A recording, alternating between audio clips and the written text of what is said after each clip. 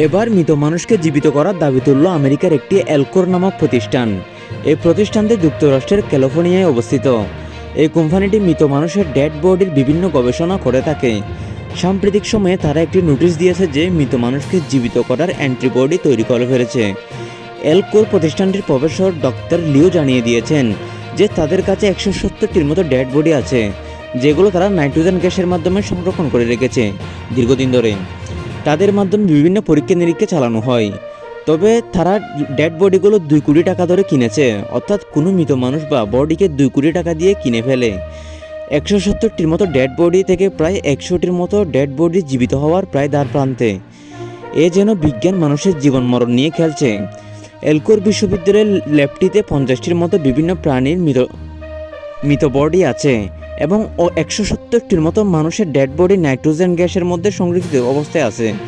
তবে তারা মনে করছেন 2025 সালের এপ্রিল নাগাদ সম্পূর্ণ অ্যান্টিবডি তৈরি করে ফেলবে এবং পুরো বিশ্বকে তাক লাগিয়ে দিবে। তবে এর মধ্যে কোম্পানি ডিআরপি এর প্রচেষ্টাকে সম্পূর্ণ ভুয়া বলে আখ্যা দিয়েছেন।